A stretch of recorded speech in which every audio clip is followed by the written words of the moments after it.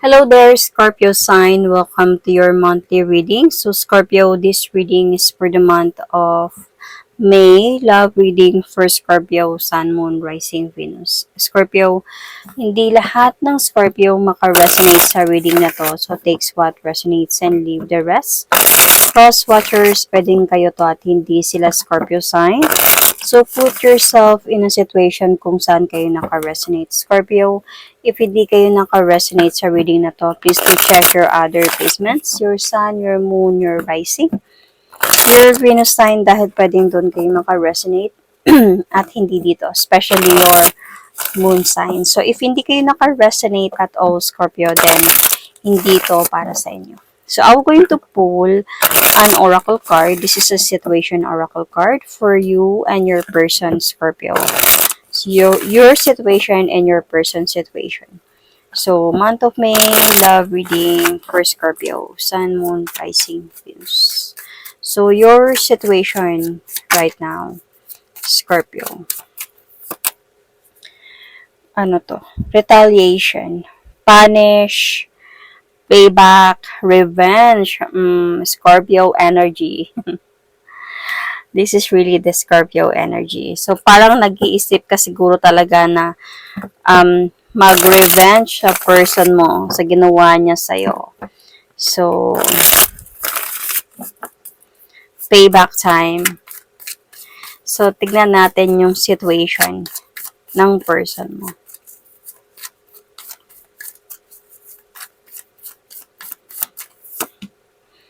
Financial support. Oh. Child, alimony, government. So, definitely very obvious pagdating sa financial support.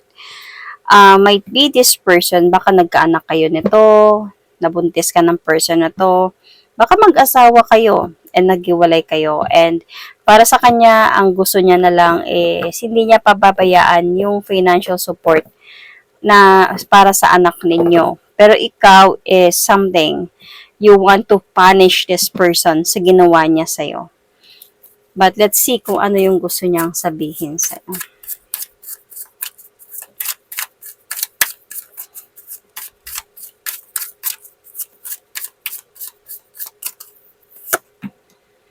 I hid who I really am from you. Oh, Scorpio, I can smell something fishy. So, nagets ko siya agad. I can see here na itong person na to, okay, hindi to, actually itong reading na to could be, hindi to para sa lahat. Might be few lang yung maka-resonate na to. Few Scorpio people or Scorpio placements ang maka-resonate na to kasi feeling ko nabuntis ka ng person na to nang hindi mo alam yung katotohanan about sa kanya that he might be married or he might have someone else na might be committed to someone else or ka-live-in ba or something like that. Kaya may financial support dito. Siguro nabuntis ka na lang or vice versa nang hindi mo alam yung katotohanan.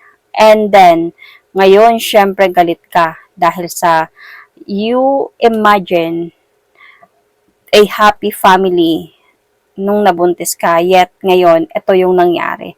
Syempre, sobra kang nasaktan. Like, lalaki yung anak mo ng ganitong sitwasyon, ganitong klaseng family. And ayaw mong mangyari yon, Scorpio. Kaya meron talaga ditong galit sa'yo. And meron talaga ditong parang you want this person to pay back sa mga ginawa niya sa'yo. So, let's see. Sa tarot reading.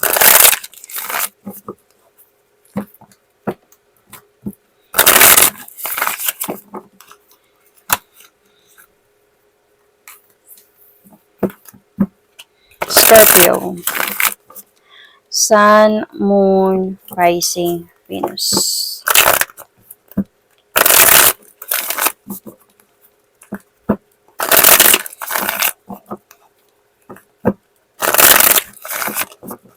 Scorpio, Sun, Moon, Rising, Venus.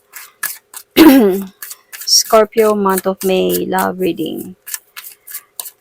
For Scorpio, month of May, love reading.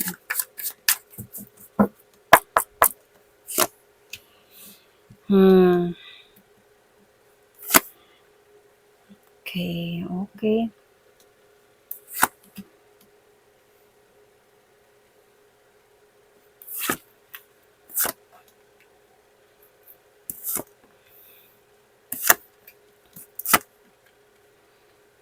See, naipit yung person mo sa sitwasyon. Ito talaga yon.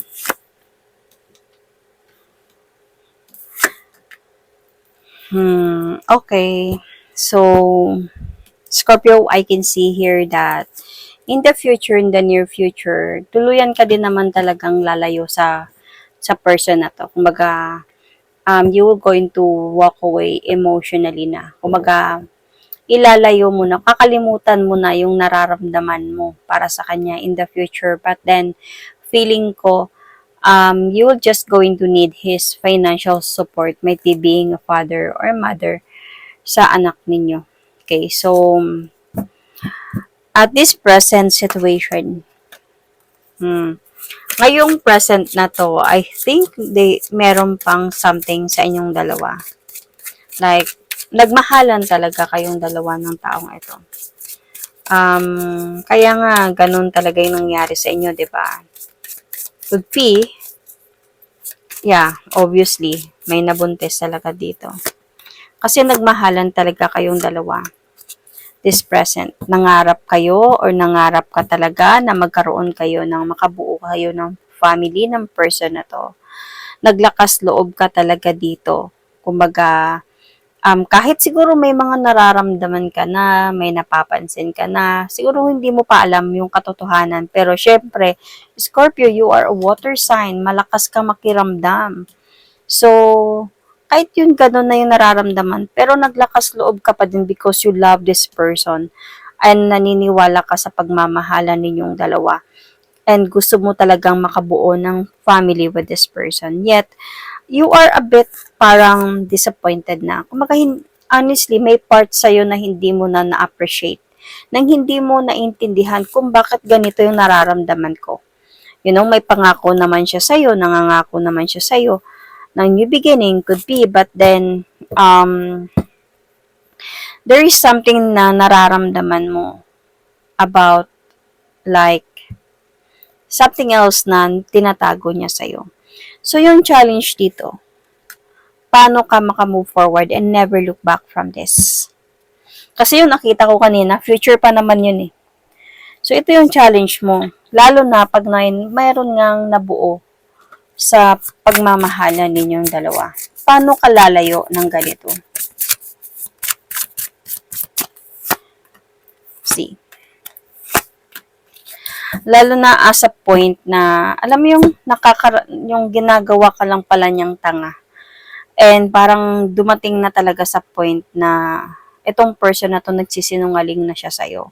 Niloloko ka na niya, nagsisinungaling pa siya sa'yo, ginagawa ka pa ng, pinapaniwala ka pa niya sa mga bagay-bagay. And dito talaga na dahan-dahan nawawala yung effort niya, dahan-dahan kayong nawawasak dalawa. So, ito yung mga nangyayaring ito. Kaya ka nagagalit sa kanya eh. Sa ginawa niya sa'yo. You really want to heal. But how can you heal kung may nabuo sa inyo? Definitely, hindi mahirap kang makalimot kung merong nabuo, 'di ba? So in the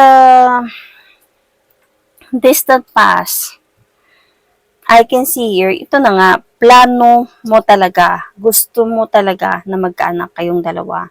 Kaya yung may nangyari nga sa inyo, like ready ka talaga na magkaroon kayo ng anak kasi hindi naman siguro agad-agad nung naging kayo. Pero dumating sa point na sobra mo siyang minahal, na-attach ka talaga sa kanya. Kasi yung mga Scorpio pag magmahal, sobrang mahal na mahal nila yan. Ayaw na nilang kumbaga, umalis sa person na yan. Gusto nila na ito na yung panghabang buhay. Sometimes, Scorpio, when they love, Sometimes, sa totoo lang, iba magalit ang Scorpio, pero pagdating sa pagmamahal, minsan nagiging tanga din yung Scorpio kasi halos kaya nilang mag-hold on into a relationship, wag lang sila iwan. Kumbaga, something ganyan. Sometimes, okay, not every Scorpio. Kasi dito nagplano talaga. Gusto mo magkaroon kayo ng may mabuo sa inyo, that magkaroon kayo ng family or to build a family with this person talaga.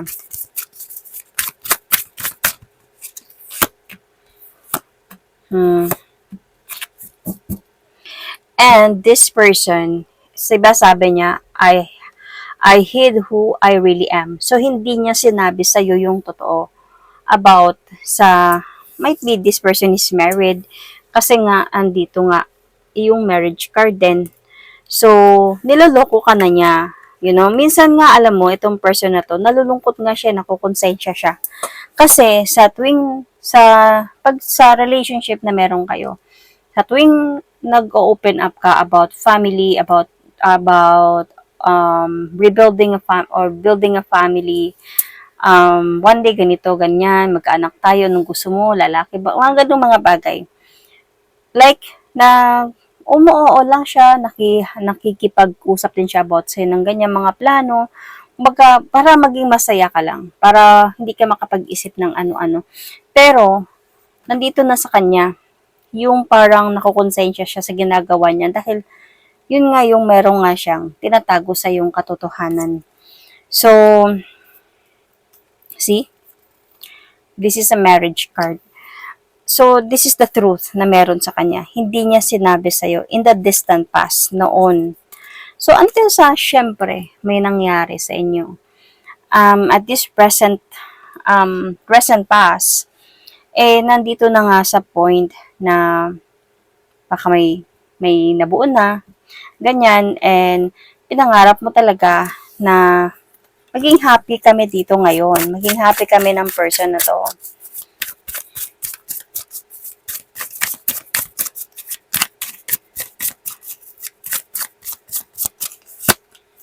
This is in the recent past.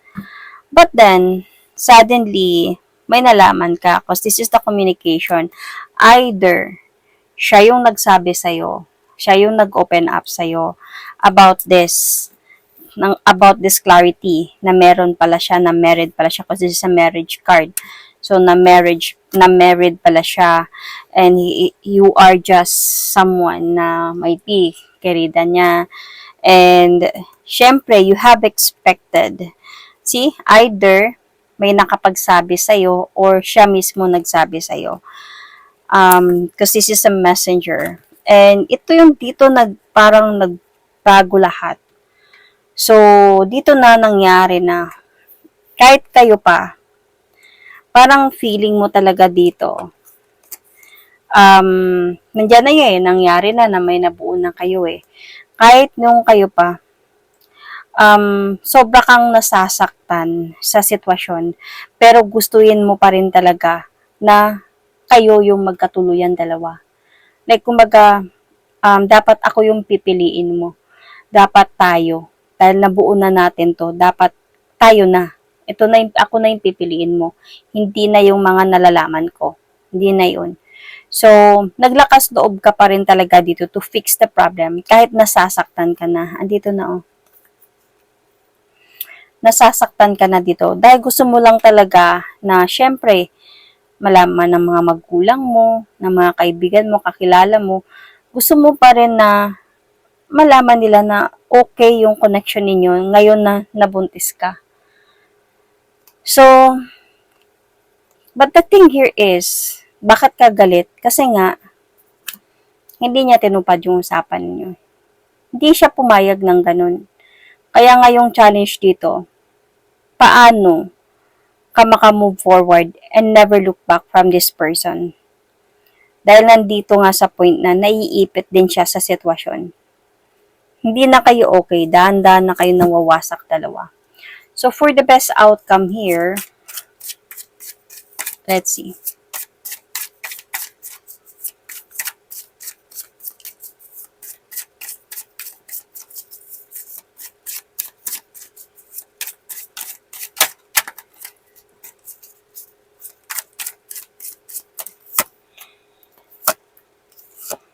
Mm. For the best outcome here, I think you just really need to save yourself. Siguro, ang importante dito, while this person is confused, not sure about sa mga pwedeng mangyari, as a point na huwag mo nang hayaan na mag-antay ka pa rin sa desisyon niya. Isipin mo na yung pagiging mother mo, motherhood mo. Parang wag mo nang antayin na yung mga pangako niya sa'yo, yung wag mo nang isipin yung pagmamahalan na meron kayo kasi mapapagod at mapapagod ka man sa pag-aantay sa person na to kung ikaw ba yung pipiliin niya or what. So, kailangan na din dito talaga na to save yourself, to move forward from this person. Tanggapin na lang yung mga nangyari. But I know, you as a Scorpio, you cannot. You need a revenge. Dahil sa, syempre, masakit to, nabuntis ka, napahiya ka. Or vice versa, okay? So, napahiya ka sa mga nangyari. So, in the immediate future, I can see here na punong-puno to ng parang stress. Itong ganitong situation. Ngayon na might be your person just want na suportahan niya na lang yung bata, pero hindi kayo pwede magsama kasi nandito na financial support na lang. Hindi niya pababayaan yun. Ayaw niya sigurong mabulgar pang lahat. Kasi nga, di ba, sabi ko may asawa siya. See? Ito na nga. The pregnancy card. So, dito in the immediate future, honestly, hindi ka talaga magiging masaya during your pregnancy or vice versa. Hindi ka magiging masaya talaga dito. You really need the communication from this person talaga. Mag-aantay ka pa rin talaga sa kanya and mapupuno ka ng pag-overthink, stress, ganyan. While this person is not talking to you, hindi ka niya kinakausap. And bakit? Kasi itong person na to, hindi niya din alam kung anong desisyon ang gagawin niya ngayon na may ganito nang nangyari sa inyo at meron nga siyang someone. Committed siya sa iba or married siya sa iba. Depende kung saan kayo naka-resonate. Because the factor that affecting the situation here is yung naiipit talaga siya sa sitwasyon. Etong person mo. Kumbaga, feeling niya trap siya. Feeling niya hindi siya makagalaw ngayon sa mga nangyayari. Feeling niya konting galaw niya. Alam niya na baka may mag-leak yung sa inyo, doon sa isa, or sa lahat ng tao. So, parang trap na trap siya sa mga desisyon na gagawin niya. But, the external influence here, alam niya na may responsibility na siya sa'yo.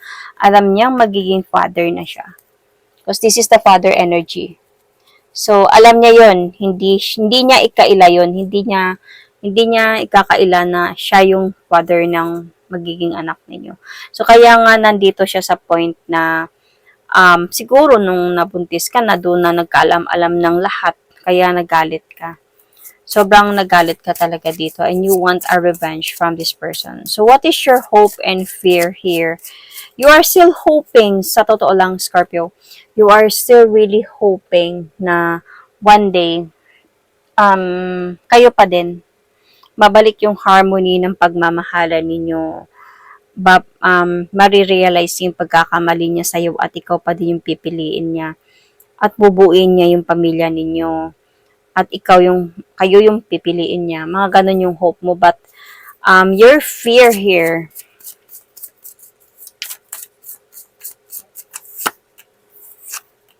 okay, your fear here, Scorpio, is baka maghahatid to ng gulo sa'yo, sa sitwasyon na meron kayo, dahil sa kasalanan na ginawa ng person mo.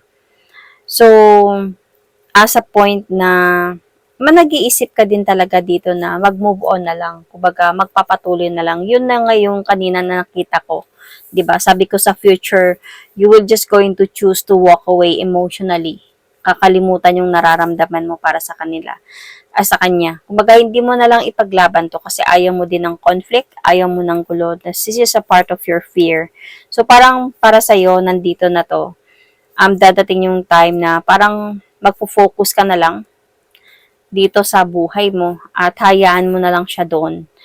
Kasi the outcome of this connection kasi malalaman mo talaga yung totoo dito, like the truth talaga. Kasi you will going to keep on observing, you will going to keep on gathering information or truth about your person, and dito at dito mo malalaman yung katotohanan about him.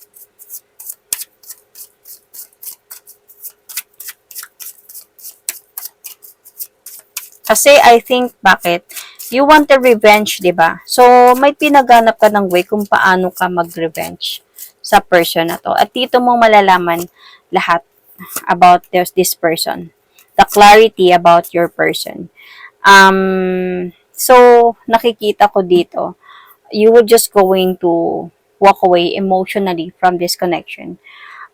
Darating yung araw, hindi mo na siya kakausapin. You will going to guard yourself sa taong ito.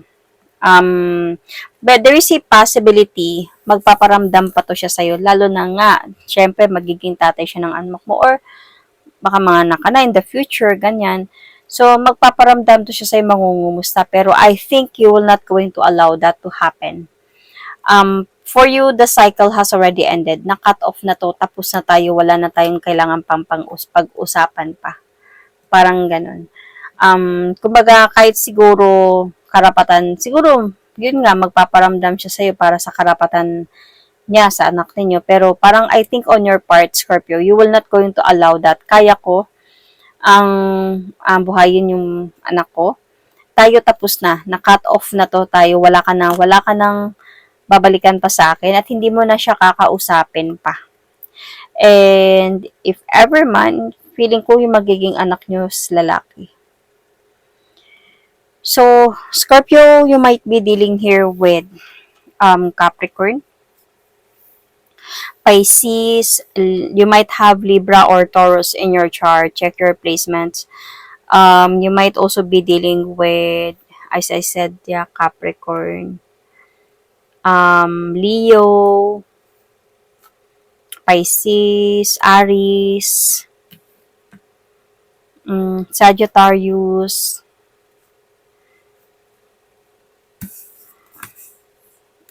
Taurus, Aquarius, Virgo, Sun, Moon, Rising, Venus. So, Scorpio, that is my reading for you. Thank you and God bless.